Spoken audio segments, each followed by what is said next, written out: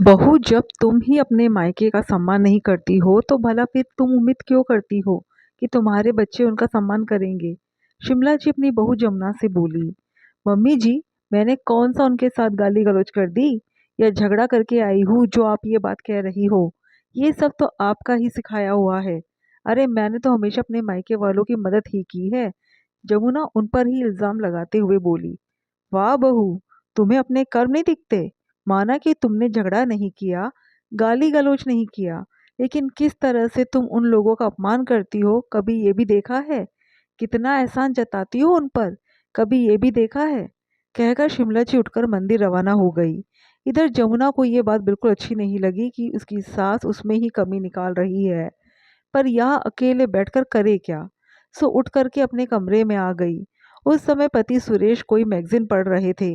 उन्हें देखते ही वो बोली, देखो तो मम्मी जी को मुझ में ही 10 कमियां निकाल रही है। सब जानती हूँ मैं, मेरे मायके के खिलाफ ये सब उन्होंने ही सिखाया है सौरभ को। नहीं तो सौरभ की इतनी हिम्मत की मेरे भाई को दो बातें सुना दे। ये सुनकर सुरेश ने अपना चश्मा उतारकर एक तरफ रखा और मैगजीन टेबल पर रख दी।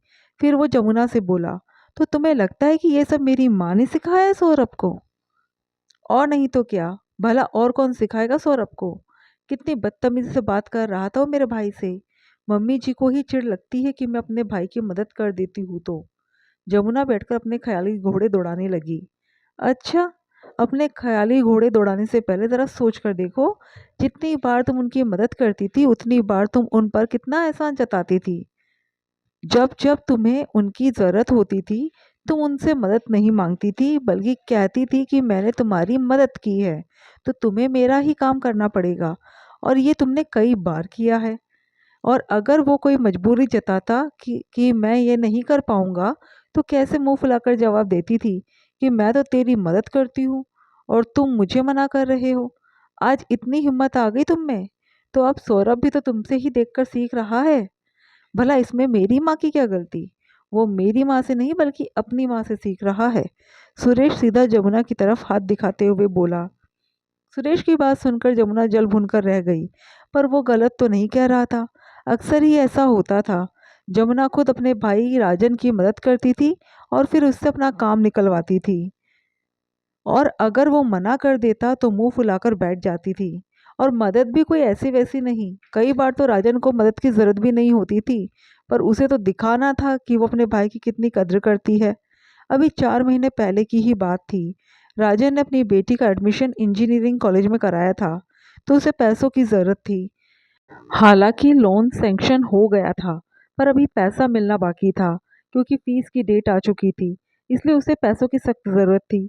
उसने इस बारे में जब जमुना से कहा तो जमुना ने 5,000 रुपये देकर अपनी जिम्मेदारी पूरी कर दी।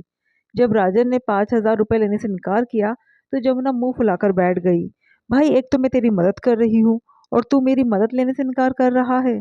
आखिर फिर नया बखेड़ा ना खड़ा हो जाए, ये सोचकर उसके भाई ने वो पैसे रख लिए। हालांकि उसे इस्तेमाल नहीं किया। उसने बाजार से ही पैसे का अरेंजमेंट किया और उन्हीं पैसों से अपनी बेटी की फीस भरी। जब उसकी बेटी का एडमिशन हो गया उसके बाद जमुना जी सबको कहती फिरती थी कि उसके कारण उसकी भांजी का एडमिशन हुआ है। अब सौरभ भी तो ये सब सुनता ही था। हालांकि था तो 15 साल का ही, लेकिन असर तो उस पर भी होता था। उसे भी यही लगने लगा था कि जमुना जी के ही कारण ही उनका घर चलता है। इसलिए आज उसे रास्ते में जब राजन मिला तो उसने राजन को ही दो बातें सुना दी। दरअसल हुआ यूं कि सौरभ अपने किसी दोस्त की बाइक को तेजी से सड़क पर दौड़ा रहा था और राजन ने उसे रास्ते में रोक लिया।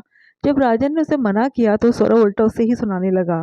मुझे सुनाने की ज़रूरत नहीं है और ना ही मुझे आपकी एडवाइस की ज़रूरत है। मेरी मम्मी के बगैर आपका काम तो चलता नहीं है। अरे वो मदद करती तब तो आपका घर चलता है।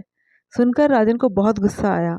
उस समय तो सौरभ निकल गया, लेकिन उसके बाद राजन घर पहुंच गया और उसके बाद उसने जमुना और सौरभ को आड़े हाथों लिया। बस तब से जमुना चिड़ी हुई बैठी थी। सुरेश के और शिमला जी के सच सच कहने के बावजूद भी, या यूं कहे कि समझाने के बावजूद भी, जमुना इस बात को मानने को तैयार नहीं थी कि ये सब उसके कारण हो रहा है।